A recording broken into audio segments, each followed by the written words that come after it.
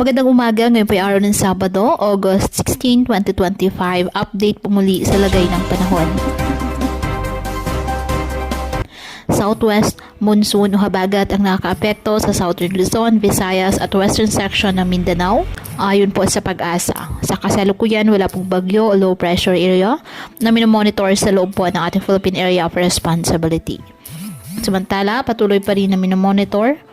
Samantala, ang mga cloud clusters na binabantayan sa mga magkabilang bahagi ng ating bansa ay may posibilidad pa rin mabuo na bagong low pressure area na tutulong sa paghatak ng habagat at magdadala ng mga pag-ulan sa kanlurang bahagi ng bansa.